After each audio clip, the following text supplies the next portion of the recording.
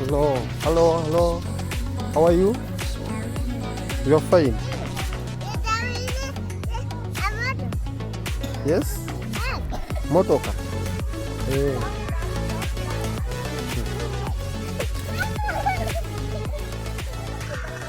Okay. This is Mubiro Frank from College Foundation, Uganda. Today, we have decided to visit our friends in Hoima.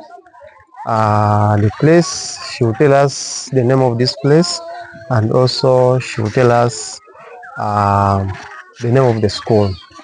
We want to just we want her to tell us the challenges she's facing, how she started this school, because when we see when we look at the place, there are hills, it is full of hills, and also it is having very many forests. So madam, you are most welcome. Thank you. What's your name? I'm Doreen. Doreen. Nice to meet you. Likewise. Okay, Doreen, we just want to interact with you. You tell us, where did you get the passion of starting this school, and what is the name of the school? I have said that I'm Doreen. I'm the director of Exodus National Primary School. We began 2019. Where is it located? The school is located Hoima District, Buhanika Sub-County, in the village of Kifumura 2. So we began 2019 with nursery section and only P1. We were having only few of them because even in this side I was new. I just came in for the service of education. I came this side when I didn't know, because I saw people when they are moving from very far distances going to other schools or government schools, even those ones which is private. So when from here to where the schools are, they were moving 2 miles from where we are to those schools. So that's why I picked the interest of bringing this school at Kifumura 2. So that was the real aim. Because even these kids, the people in this village, they are not, you can even look for every household when there is nothing, when there is not like nobody who has stopped even in P7. Because last year when we count very well, you find that in the village, the kids who were in P7, even they cannot reach to 10 in number. So that was the aim. So, okay, that was your mission. Yes. Okay. Apart from this school, do we have other schools in this area? They are scattered. We are having for the government which is scattered on the other side, but there is a distance. Is this the only primary school? Oh, you have said they are government schools. Yes. Primary. What about private schools? We are having only this one. So this is the only one. How many? What's the total number of your children? Now I'm having 240 kids. 240. From P1 from nursery. From nursery up to P7. From nursery up to P7. I've seen many of them. They don't have uniforms. Okay, we shall talk about the challenges you go through as the director. Now, how many children did you start with? I started with only 30. 30. 30 how did you 31. How did you get them? We were because moving. when I see here all houses are scattered. You can move like 1 kilometer to find your neighbor. So how did you get them? I looked for a woman who was old and he knows this side. Then he was moving me a house to a house, a home to a home, different places, in another village, like that. Then we gather with the things, the kids. That's why we got it. Then another time, another way of of calling them. It is just I make some speech days. When it is a speech day, I just call everybody to come and see what is happening at the school. So some they pick from there. Now, I've seen you have 250, and that's a good number. From 30 to 250. Yes. It means you need enough manpower. Yes. When I talk about manpower, I mean labor, the people you work with. Can you tell us how do you manage that situation about manpower? About manpower, Like labor. since I was not having some, I was having little money. I would use, because for me, I was being taught to teach teachers. So, and the problem I was looking, the parents, they were not paying very well. So I was looking for those ones S4 leavers at the beginning. You come, after coming like this, with your paper of S4, then I teach you before you enter in the class. You are supposed to move with that like this, like this, like this. If they, and even when they are teaching, I go there, I find some mistakes, I correct them. So that's how we have been moving. So up to now, you're still using them? No. Now these days we have improved. We are having the grade 3 certificate, the senior 6s, even plus the senior 4s. And because for us, since we are paying little money, bringing someone bringing them those ones who are having certificate, it is very expensive. You find yourself you cannot pay. So that's why I'm mixing. I give them the little, but I give them and we work. Okay. Now, okay, let us also talk about those challenges mostly you face as the director of this school. What are the challenges do you face as the director? The challenges which we have, since we are in the village, we are paying very little money To teachers? to teachers. Even the learners are paying the school fees. It is very little. Since the parents at home, for them they are only peasants. Even they can come and tell you, Madam, for me I'm coming, I don't have in a single coin. You wait until when I do what?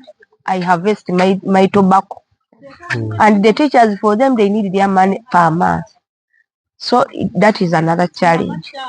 Then another challenge is we are having the parents which are very ignorant. They don't know the meaning of the word education, its importances.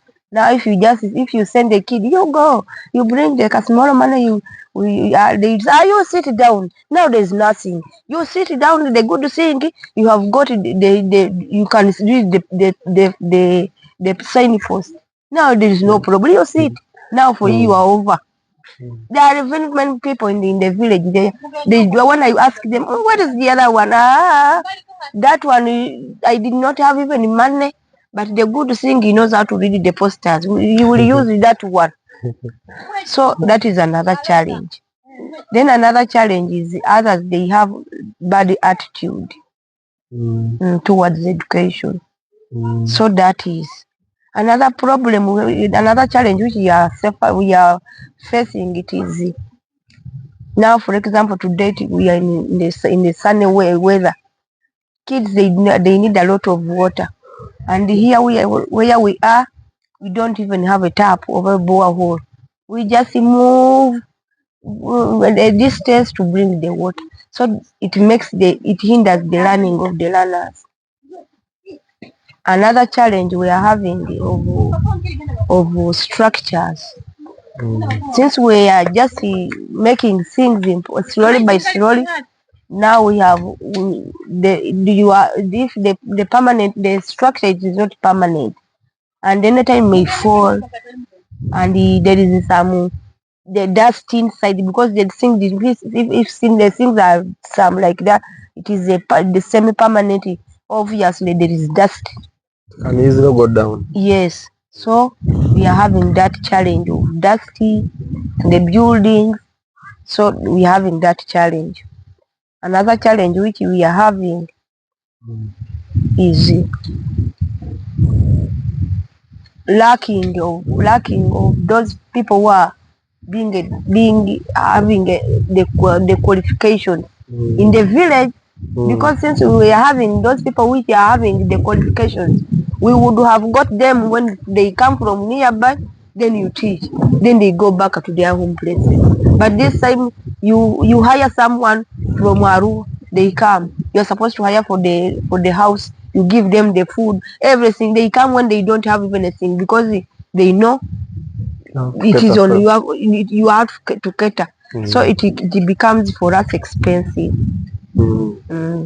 Now, how would you manage, like the child has been here studying and God forbid the mother or the father has died? How would you deal with orphans, and yet the mother has been paying school fees for that child?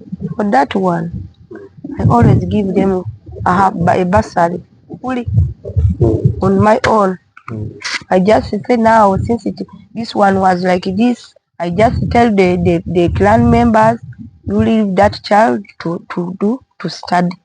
Even I'm having those ones who are mentally disturbed. For them, they just left the boy there. Now where will you go? I told them, you give me, that one is mine, now is mine. You bring it, don't pay anything, you will be there in the class, whether he's learning or not, you leave him. So they always said, that is the boy for madam. And even the father, the relatives are there, but for them they just neglected him. So that is. Now you have told us you have from P1 up to from baby to P7. To P7. Now is it your first time to have P7? Yes, because we are moving. As we put 1 year, we put another class like that. Okay, actually, before we go to P7, how do you deal with it? Now, you have talked about many challenges. What about the challenge of scholastic materials, of the books? Oh, that one is a big problem. Textbooks and also books for them, pens and pencils. That one, it is a big problem. Even I had forgotten. You send a kid, they always send the kids without anything. You go, you find, oh no, you didn't give him the book. Madam, this one is not working in the book. You just leave him. I will look for the money. So you find a class. You find a class at least a quarter of it. They are not. Someone they are not having. Others are not having books. Others pencils. Like that. Even it is on the packing of the food. Others they don't pack. You stay with them the whole day by minus eating. So it means lunchtime they don't eat. They don't eat. Since they don't eat. Most of them they don't eat. Sincerely speaking, don't tell us. For breakfast, I had put it as a command. Every child, every parent, you bring 10. At least for me, I did it. Because I knew I'm going to add on. I told them to bring 10 cups of maize. That is 5 kilograms. Plus only 1 kilogram of sugar. But people, they failed. Some they failed. Even now, if you see the one we are giving, they are very few. So how would you deal with that one? Now they defeat me, because I was digging the mica soil. After digging it, then I grind it. I give them for free. Then you bring my sugar, my maize. They were eating. Now it is yours. For us, we said you remove that one of breakfast. What is your name? My name is Henry Evelyn. You are in which class? I am top class. You are in top class. Hey. What is the name of your school? Exodus Primary School. Yes? Exodus Primary Primary School. Okay. Hello boys and girls. Hello. Hello. How are you? I'm fine. You are fine. Okay. Okay, you can sit.